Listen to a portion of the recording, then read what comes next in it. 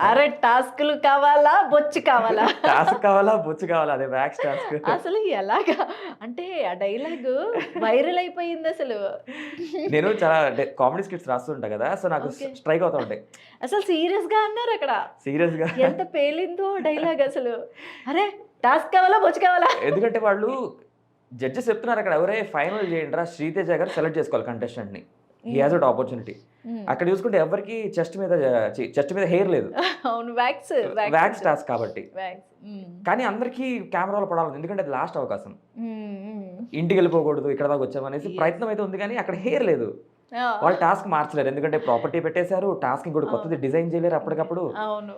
So, ఖచ్చితంగా hair ఉన్నోళ్ళని తీసుకోవాలి. లక్కీగా వాళ్ళందరికీ నాకుంది. బట్ వాడు నాతో "అరేయ్! నువ్వెందుకురా మధ్యలో, నీది కాదనేసి" నన్ను, "ఒరేయ్ బాబోయ్! నీకు హెయిర్ కావాలా, బొచ్చు అదే టాస్క్ టాస్క్ కావాలా? కావాలా, బొచ్చు కావాలా" అన్నాను. అసలు ఎంత అసలు ఇన్‌స్టా‌లో గాని, యూట్యూబ్‌లో గాని, షార్ట్స్‌లో గాని అది యెస్. బాగా వైరల్ యెస్. అయిపోయింది. యెస్. యెస్. ఇంతకీ పీఆర్‌ని పెట్టుకున్నారా మీరు? లేదండి, నాకు ఫిగర్ లేదు. అంతెందుకు వైరల్ అయింది?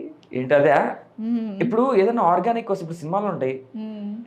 ట్రైలర్‌లో చూపించినవన్నీ సినిమాలుంటాయి. హ్మ్. అది ప్రమోట్ చేయరు ట్రైలర్, హ్మ్. సినిమా పీఆర్ వాళ్ళు. హ్మ్. ఆడియన్స్ ప్రమోట్ చేసుకుంటారు. ఓకే. వాళ్ళకి అది కనెక్ట్ అయితే. హ్మ్. హ్మ్. అట్లాగే అది కనెక్ట్ అయింది, ఎళ్ళిపోయింది.